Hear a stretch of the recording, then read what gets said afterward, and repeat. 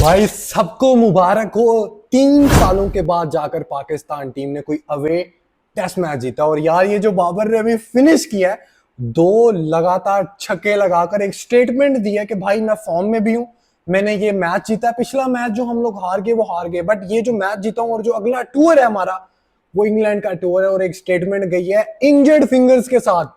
Babar injured था, मतलब उंगली पे लगी हुई थी, लेकिन जो उसने खेली बारी, एक तो पूरी सीरीज में सिर्फ एक मरतबा ये बंदा आउट हुआ है जेडन सील्स के हाथों, अदरवाइज कोई भी बॉलर इनको आउट नहीं कर सका। और जो कर सका वो बाहर बैठा हुआ, और काफी फर्क डाल गया उसी रनआउट की वजह से कि बाबर का वो जो रनआउट था, बाबर की सेंचुरी नहीं थी हुई, लेकिन ब्रेंडन किंग ने जो कल रनआउट किया उसके वजह से वो बाहर हो गए इस टेस्ट मैच से। और एक बैटिंग का जो ऑप्शन था वेस्ट इंडीज के पास वो नहीं रहा, जो कि हमारे लिए फायदा देगी। भाई आप खुद देखें कि अगर ब्रेंडन किंग आज आकर खेलता तो कहीं ना कहीं रिजल्ट्स डिफरेंट हो सकते थे, और 150 160 70 तक अब आज जाती इस पिच पे, अगर कोई लीड चली जाती तो फिर हमारे लिए मुश्किल आ सकती थी, क्योंकि हमने 2 विकेट्स तो गवा दी। अब सबसे पहली विकेट तो आपको भी पता है, कोई विकेट दे ना दे, आसान टारगेट हो मुश्किल टारगेट हो, सबसे पहले कौन जाएगा? मेरा इम्मी जाएगा।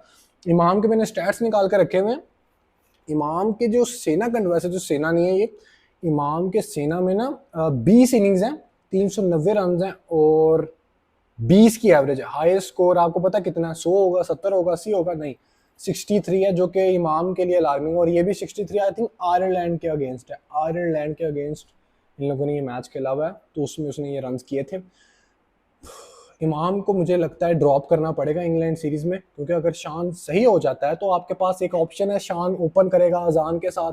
अजान ने एक बारी ली, लेकिन अजान साहब क्यों इतने प्रेशर में थे? कोई 75 रन थे सिर्फ, कोई 750 रन तो नहीं थे कि आपने ड्रॉ करना था।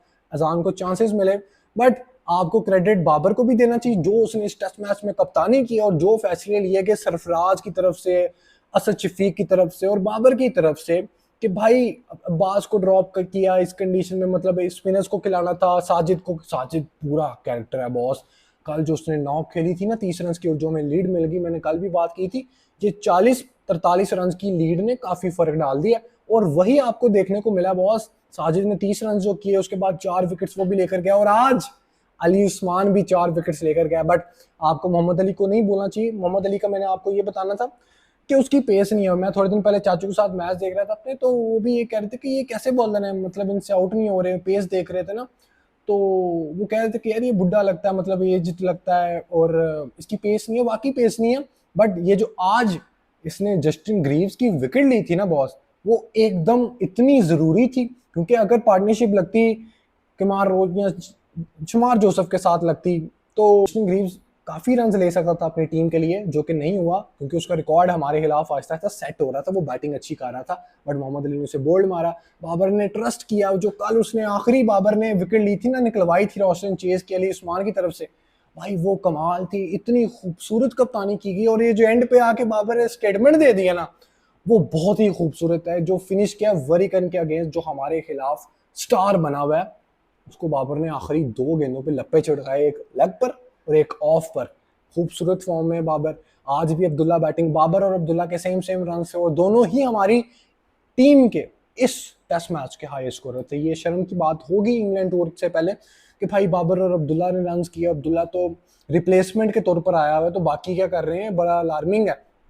इमाम को, बाबर को ड्रॉप करना पड़ेगा, दोस्ती को नहीं देखना यार। आपको शान अगर फिट है तो शान को ओपन करवा लो अजान के साथ, अब्दुल्ला का नंबर कंफर्म कर दो तीसरे नंबर पर, और साउथ मेरे ख्याल से खेलेगा। अवैज जफर जो है वो बाहर बैठ जाएगा, तो आपकी बैटिंग एकदम सेट हो जाएगी।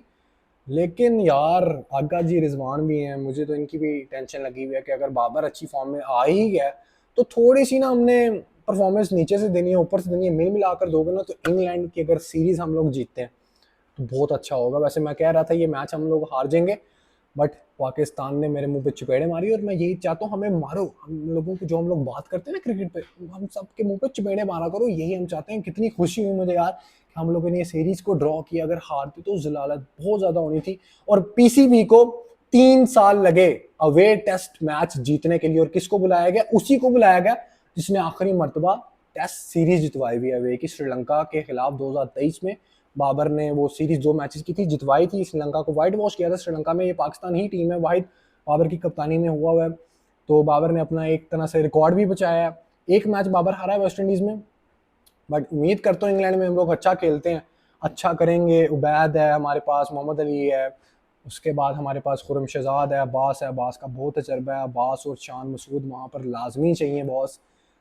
कमाल है यार आज का जो टेस्ट मैच हो गया, 75 रन से, सिर्फ सिर्फ 75 रन, इतनी इजी विन दे दी हमें है। जो बाबर से टकराएगा नहीं, जिसने बाबर को सताया उसने रिक्शा ही चलाया। ब्रेंडन किंग को बताना चाहूंगा मैं, ब्रेंडन किंग साहब आपने रन आउट कर दिया, उसकी बेचारे की सेंचुरी मिस होगी। वैसे तो गलती बाबर की थी, बाबर को वो सिंगल नहीं थी लेनी चाहिए, इतनी जल्दी नहीं थी, सेंचुरी भी आराम से हो जानी थी यार। इंग्लैंड में अब हो जाए कुछ इस तरह का मजा, लॉर्ड्स में हो जाए तो वो इससे क्या ही बात होगी बाबर। लेकिन अपॉर्चुनिटी मिस किया है। बट एज ए कैप्टन के तौर पे जो बाबर ने बॉडी लैंग्वेज आज शो की है ना, वो बहुत खूबसूरत थी, बैटिंग में भी और फील्डिंग में भी। तो अब बात करते हैं heroes and zeros of the day. सबसे पहले जीरोज ऑफ द डे की शुरुआत करेंगे, क्योंकि दो ही प्लेयर आज मैंने रखे हैं, तीसरा मुझे मिला नहीं, कमेंट्स में आपको ही रख देना। तो सबसे पहला प्लेयर मैंने रखा है इमामुल हक। भाई इस सीरीज में इमाम ने सिवाय वो पहले मैच की 50 के कुछ भी नहीं किया।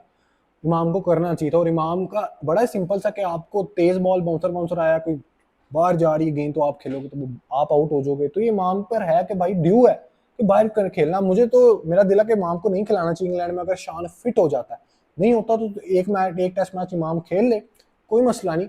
लेकिन इमाम साहब देखो, दूसरे नंबर पर मैंने जस्टिन ग्रीव्स को रखा है। भाई इसको इसलिए रखा है कि अगर ये चलता तो हमें हमें मुश्किलात आ सकती थी। अब हीरोज ऑफ द डे पर बात करते हैं, तो सबसे पहला हीरो आज का मैंने रखा है अली उस्मान।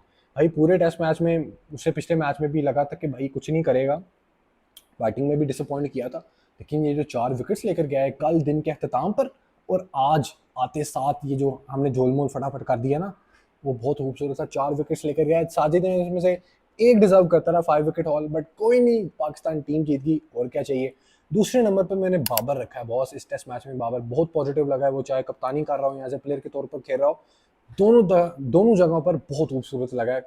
कप्तानी भी बड़ी जबरदस्त किया, कसम से बहुत कमाल की किया। बड़ा काम देखता हूँ मैं इस तरह बाबर को, कि वो इस तरह से स्टेटमेंट भी दे के एंड पर आकर फिनिश कर रहा है एक मैच। स्टेटमेंट जा रही है, वो फिनिश नहीं होता, स्टेटमेंट होती है। मैं फिर से बता रहा हूँ। तीसरे नंबर पर मैंने हीरोज ऑफ द डे की कैटेगरी में रखा है मोहम्मद अली को। वो क्यों रखा है, बॉलिंग अच्छी कर रहा था, बट वही पेस की बात आ जाती है। लेकिन जो जस्टिन ग्रीव्स को आउट किया था भाई, बहुत इंपॉर्टेंट विकेट थी, पता नहीं आपको रियलाइज होगा या नहीं होगा, उसकी विकेट बहुत ज्यादा इंपॉर्टेंट थी और उसको उसने बोल्ड किया, तो इसलिए उसको यहाँ पर रखा है। तो यही थी आज की वीडियो को लाइक करना होगा तो कर दीजिएगा, पेज को फॉलो करना होगा तो कर देना, 50,000 फॉलोअर करवाओ